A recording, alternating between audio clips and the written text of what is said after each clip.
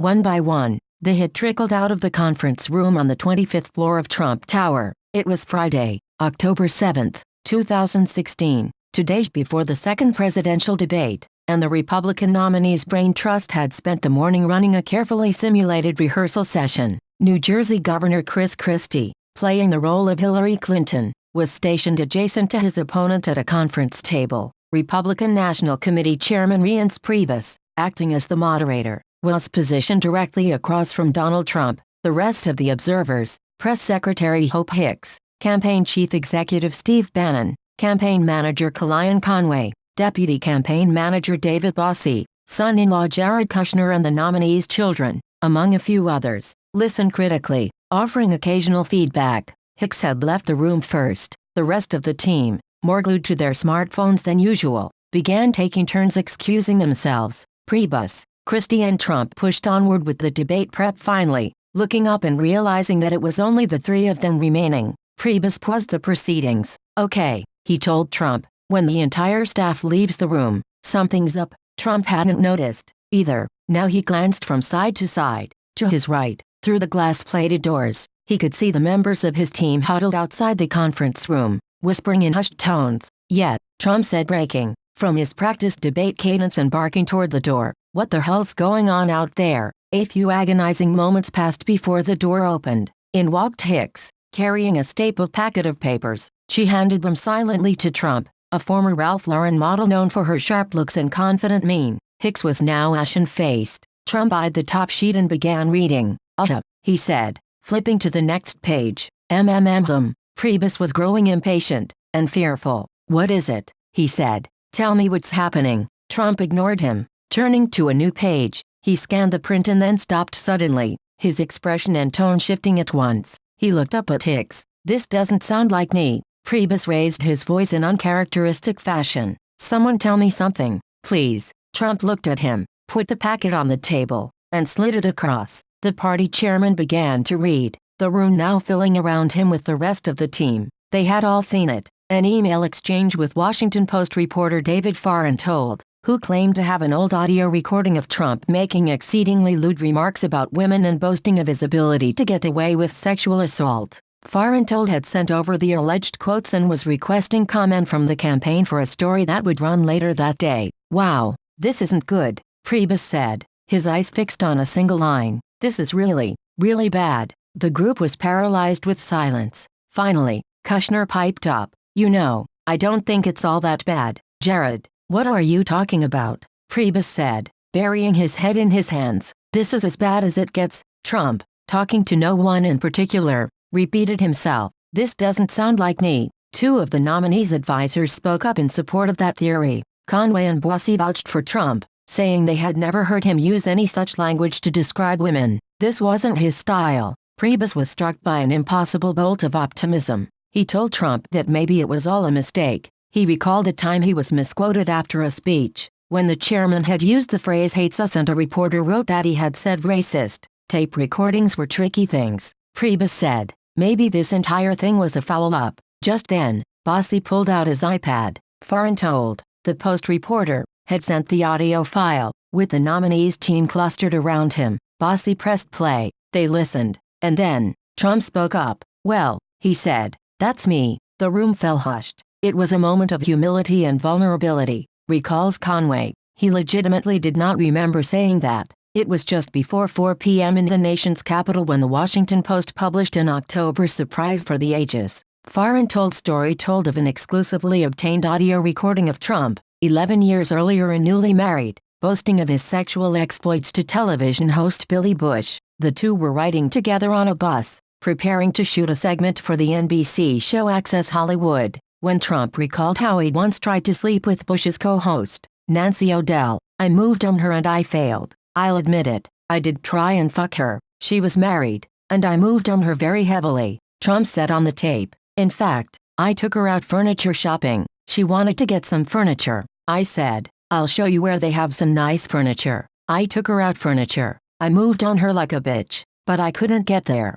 and she was married." Then, when the two men spotted a young woman awaiting them outside the bus, actress Ariane Zucker, Trump told Bush, "I've got to use some Tic Tacs just in case I start kissing her. You know, I'm automatically attracted to beautiful. I just start kissing them. It's like a magnet. Just kiss. I don't even wait," Trump added. "And when you're a star, they let you do it. You can do anything. Grab 'em by the pussy. You can do anything." The fallout was apocalyptic. House Speaker Paul Ryan had been scheduled to make his first joint appearance with Trump the next morning at Fall Fest, the annual beer and bratwurst political rally in his district. Preparing to speak at a fundraiser for a congressman in Cleveland, Ryan was pulled aside by his longtime aide, Kevin Seifert, who showed him the story. Ryan, the Boy Scout, burst into a fit of cursing just outside a room full of wealthy donors. He phoned Priebus immediately. "He cannot come here," Ryan said. "You need to tell him." Priebus relayed this to Trump, who promptly shot the messenger. "Oh no,"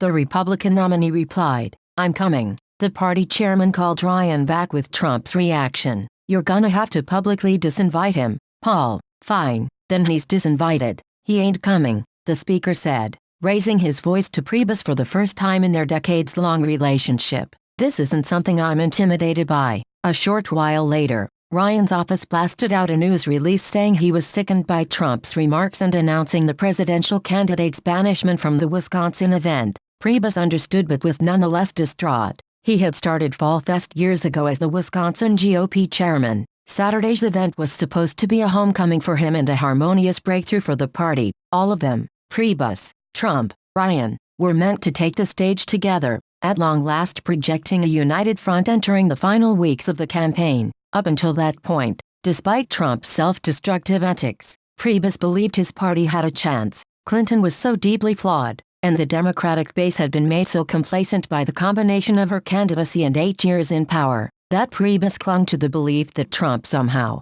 in some way, might just win the White House. Everything changed when he heard the Access Hollywood tape, and it wasn't just the party chairman's own gut reaction. Over the next 36 hours, Priebus fielded scores of phone calls from the most prominent people in Republican politics, congressmen and senators, governors, donors, activists and his own RNC members. Every single person was telling him the same thing: Trump was doomed. The party needed to replace him with Mike Pence atop the ticket. Reconnecting by phone later that night, Ryan demanded that the National Party take action to excommunicate Trump. "This is fatal," he told Priebus. "How can you get him out of the race?" Priebus had to explain, to Ryan and to everyone else, that there was no mechanism for removing Trump, but this answer proved inadequate. The voices on the other end of the line demanded that something be done. Many suggested that he, the RNC chairman, publicly renounce Trump and ask for him to step aside as the nominee for the good of the party. Even some of the people endorsing such an ultimatum knew how silly it sounded.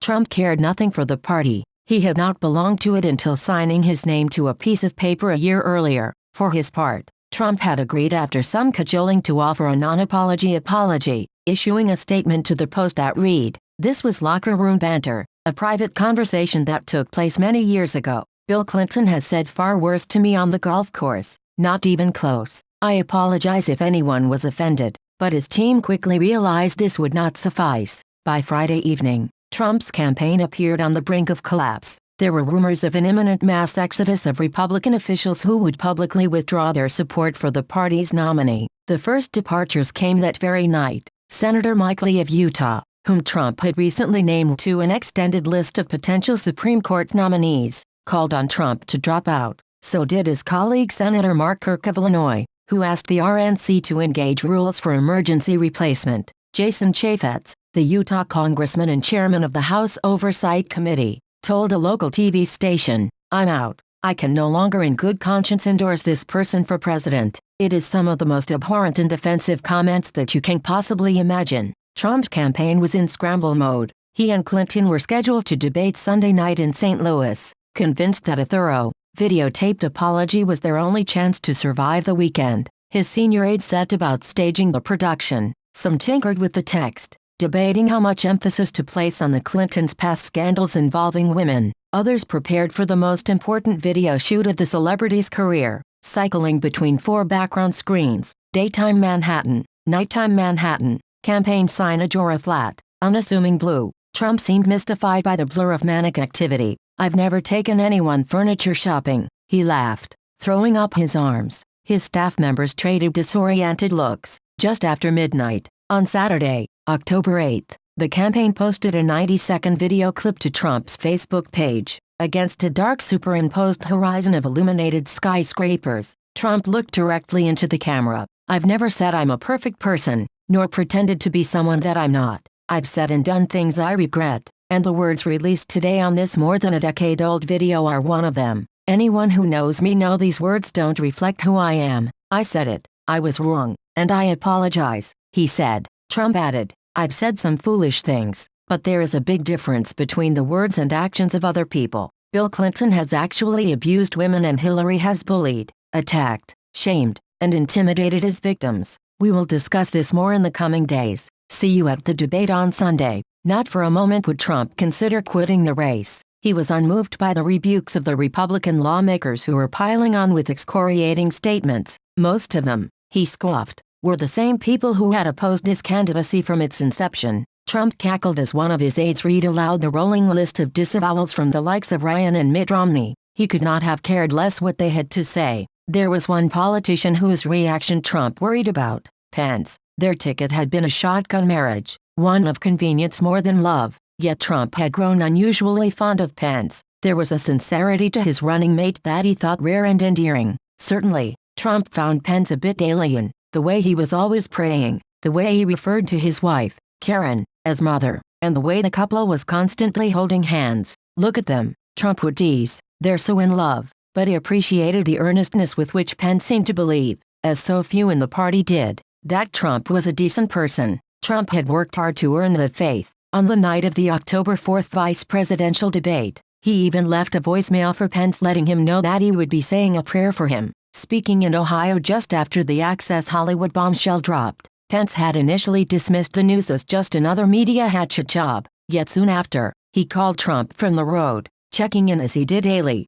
Sounding upset, he advised Trump to offer a sincere apology. That was the last anyone had heard from the VP nominee. Pence had gone back to Indiana and bunkered down, cutting himself off from the outside world, praying with his wife about what to do next and telling his advisors that he wasn't sure he could continue with the campaign. To the extent Trump felt regret, it was over disappointing the Pences. "Oh boy," he said Friday afternoon after hanging up with his running mate, "Mother is not going to like this." The apology video did little to stanch the flow of defections. On Saturday morning, another tranche of Republicans, congressmen, senators, governors, former primary rivals, announced their renunciations of Trump. The list also included GOP luminaries such as Bill Bennett, the former education secretary, and Condoleezza Rice, the former Secretary of State, whose name was being tossed around inside the RNC as a potential substitute running mate if Pence took over the ticket. By midday Saturday, October 8th,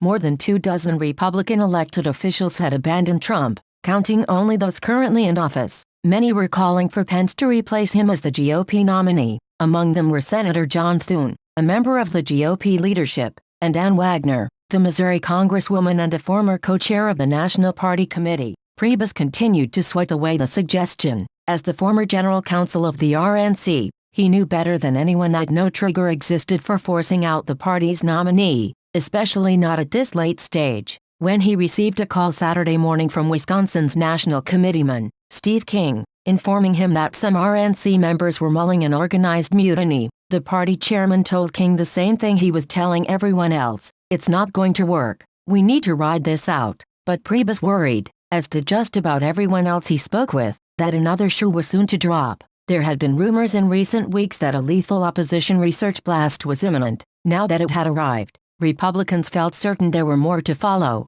that somewhere there existed a veritable treasure trove of old tapes revealing Trump's greatest hits: misogyny, racism, and all sorts of other uncouth talk from the set of his NBC show. Reporters raced unsuccessfully to reach Mark Burnett, producer of The Apprentice, sensing that he possessed the power to swing an election. While the party chairman saw no path to removing Trump, he wasn't ruling out the possibility of Trump stepping aside, having gotten the sense from Pence's advisors that the Indiana governor would be willing to take over if Trump quit. Priebus talked into the wee hours Friday night with trusted allies, Ryan and Senate Majority Leader Mitch McConnell, as well as top staffers and party lawyers, discussing the logistical hurdles to replacing a nominee 1 month before Election Day. It wouldn't be easy. Early voting had begun in some states, and ballots had been printed in most others. The biggest obstacle, of course, was Trump. It would be tricky enough rejiggering the ticket to pair Pence with a new running mate. Doing so without Trump's blessing would be impossible. Shortly before 11 a.m. Saturday, the Republican nominee convened the campaign's high command in his residence on the 64th floor of Trump Tower. Everyone looked withered. Rudy Giuliani, the former mayor and one of Trump's staunchest campaign loyalists, wore a Yankees cap low over his eyes. Priebus hadn't shaved. Christie, dressed in jeans and a Mets jacket, had already informed the group that he needed the rest of the weekend off and would not fly to Sunday's debate with Trump as planned. So, Trump began, looking to Priebus. "What are you hearing?" The RNC chairman had spent the past day defending Trump's rightful claim to the party's nomination, dismissing calls to expel him and urging calm amid the commotion. But Priebus was not going to sugarcoat the situation. He had long been nauseated at watching all the nominee's sycophants telling him whatever would keep him happy and upbeat. Trump needed to hear the truth for a change. "I'll tell you what I'm hearing," Priebus said. "Either you lose in the biggest landslide in history, or you can get out of the race and let somebody else run who can win." Nobody said a word. Trump's many loyalists who had gathered, his children, Hicks, Bannon, Conway, Christie, Bossie, Giuliani, were shocked by the blunt assessment, yet none was eager to push back on it. When Trump went around the room, asking what people thought his chances were, he heard a lot of throat clearing. Even Bannon, who made it a habit of always saying 100% whenever Trump asked the question, dodged it this time. Trump tried humor. "So, what's the good news?" he said. Nobody laughed. The meeting lasted 30 minutes longer, most of it spent pushing Trump to sit for an interview that afternoon with David Muir of ABC News. His team said it would be best to discuss the comments fully, and repent for them, ahead of the debate. Trump agreed and the meeting broke up, but then he abruptly changed his mind, complaining that he would look weak by subjecting himself to a journalist whose sole purpose would be extracting as many apologies as possible. He told Hicks the ABC interview was off. The Republican Party was going to live or die with Trump. If his team couldn't persuade him to do a network television interview, they certainly weren't going to convince him to step aside as the nominee. Whatever fantasies of a Pence Rice ticket danced through the heads of party elders were officially dashed on Saturday afternoon. "The media and establishment want me out of the race so badly," Trump tweeted. "I will never drop out of the race. Will never let my supporters down MAGA." Pence himself was nowhere to be found. Ryan had asked his old friend to attend a Saturday rally in his district in lieu of Trump. Pence had accepted. Accommodations were made. A Secret Service checkpoint, waved off at the news of Trump's disinvitation, was re-erected outside the event in Elkhorn, Wisconsin. But then Pence didn't show up. There was no notice, no courtesy call from the VP nominee's staff. Ryan dialed his old friend's cell number and got voicemail. Pence was AWOL. Instead of returning Trump's calls, or Ryan's calls, or flying to Wisconsin, the Indiana governor spent Saturday at home. He mostly prayed with his wife, Karen. She was apoplectic, warning her husband that she would no longer appear in public if he carried on as Trump's running mate. He, in turn, hinted to his advisors that his time on the trail might be up. Feeling moved to communicate his inner anguish, Pence wrote Trump a letter spelling out what hearing that audio had done to him and his wife. Trump confirmed to me that he received Pence's note. When two of Trump's advisors learned of the letter, they worried they had seen the last of his running mate. Meanwhile, Ryan was left to fly solo in Elkhorn. No Trump, no Pence and no Priebus. "There is a bit of an elephant in the room," the speaker said, taking the stage in Wisconsin. He referenced his statement from the previous day and how troubling the situation was. Then, announcing that he wasn't there to talk about said elephant, Ryan pivoted to his homily about ideas and conservative principles and his vision for being a proposition party. But it was hard to hear over the boos, chanting the nominee's name. Trump's supporters in the audience heckled Ryan throughout his speech. "Shame on you," they shouted. The women flanked Trump, two of them on each side, seated behind rectangular folding tables draped in olive fabric. The small conference room, on the campus of Washington University in St. Louis, was bare and safe for the tables. Some black coffee mugs, bottles of water and an American flag. Reporters rushed into the room. Cameras started rolling. Jaws hit the floor. It was less than 2 hours until the start of the October 9th presidential debate, a spectacle that would draw tens of millions of eyeballs, and the GOP nominee was putting on a surprise pregame show. Without advance warning, Trump held an impromptu news conference alongside a group of women who had publicly accused Bill Clinton of sexual misconduct. There had been speculation for months that he could invite one of the former president's accusers to a debate. perhaps having them sit in the front row to unnerve Hillary Clinton. Trump's campaign always dismissed the rumors. Priebus, who joined Trump on the flight to St. Louis to help with last-minute debate prep, had heard nothing about the planned stunt. The only gossip from the plane ride was Trump railing against Giuliani's performance on the Sunday shows, yelling repeatedly through the cabin, "What the fuck is Rudy doing?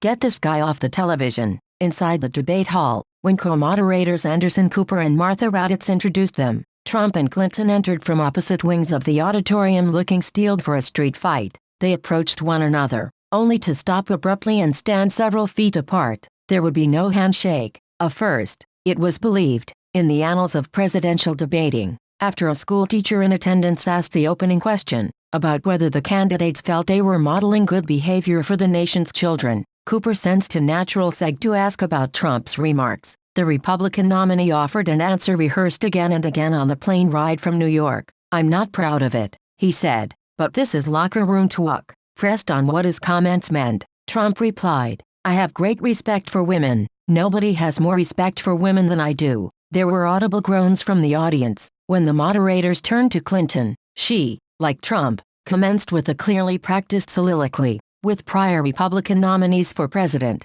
I disagreed with them, but I never questioned their fitness to serve." Clinton said, "Donald Trump is different." Trump attacked and counterattacked throughout, bringing up Bill Clinton's history of being abusive to women and aggressively. Everything he just said was absolutely false. Clinton responded when given the floor, adding, "It's just awfully good that someone with the temperament of Donald Trump is not in charge of the law in our country, because you'd be in jail." Trump shot back. Some audience members gasped, others cheered. It was, without question, the ugliest and most vitriolic presidential debate in the mass communication era, and it was exactly what Trump needed. Facing pressure unlike any White House hopeful in memory, the Republican nominee didn't just get off the mat, he came up swinging. It made all the difference. Within 48 hours the bleeding had stopped. Republicans ceased their calls for his withdrawal. Pence dutifully returned to the stump and his campaign went on as though nothing had happened. What were the odds? Like 50-50. Will he show up? Trump says,